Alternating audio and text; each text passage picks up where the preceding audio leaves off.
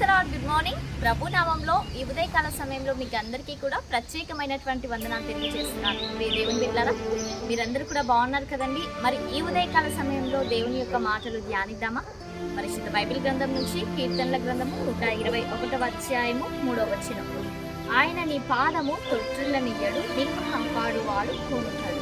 ఆమె దేవుని నామానికి మహిమ కలుగుతుందాక. ప్రియ దేవుని బిడ్డలారా, ఈ యొక్క ఉదయకాల సమయంలో ప్రత్యేకించబడినటువంటి మాటల చేత పరిశుద్ధ ఆత్మదేవుడు మనందరితో కూడా మాట్లాడుతూ ఉంటున్నాడు. ఆయన నీ పాదము తొట్టిల్లనియ్యడు. ఆమె నిజంగా మనల్ని కాపాడేటువంటి దేవుడు సర్వశక్తిమంతుడు.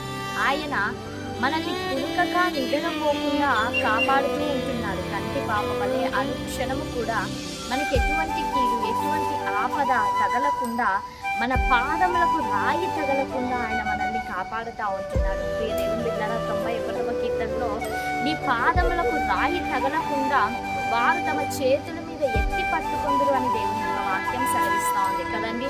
మనము అనేకమైనటువంటి ప్రయాణాలు చేస్తూ ఉంటాం, అనేక చోట్ల తిరుగుతూ ఉంటాం. అయితే ప్రియ దేవుని బిడ్డలారా, మనకు తెలియకుండానే ఎన్నెన్నో ఆపదలు, ప్రమాదాలు సంభవించవచ్చు. కానీ పరిశుద్ధ ఆత్మదేవుడు మనకి ఒక భరోసా ఇస్తుంటున్నాడు, ఒక ధైర్యాన్ని ఇస్తుంటున్నాడు.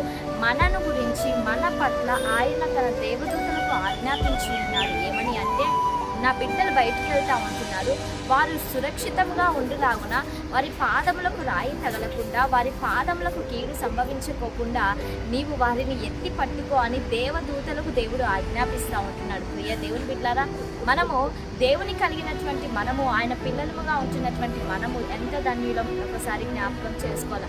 దేవదూతలే మనకు ప్రొటెక్షన్గా దేవుడు కల్పిస్తూ ఉంటున్నాడు. ప్రియ దేవుని బిడ్డలారా, ఈ ఉదయకాల సమయంలో దేవుడు మనతో మాట్లాడుతూ ఉంటున్నాడు. నీ పాదము త్రొట్టిల్లనివ్వను అంటున్నాడు. నిన్ను కాపాడువాడు కునుకడు, ఇశ్రాయేలును కాపాడువాడు కునుకడు, నిద్రపోడు.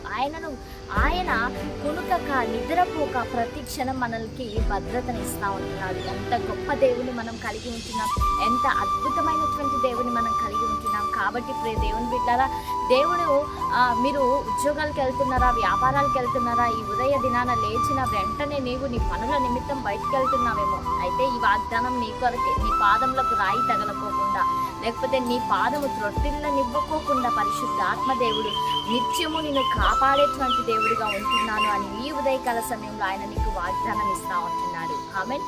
మరి ఈ ఉదయకాల సమయంలో అందరం కళ్ళు మూసుకుందామా? ప్రార్థన చేసుకుందాం. సర్వోన్నతుడా, సజీవుడా, సర్వాధికారి, నీకు వందనాలు ప్రభా.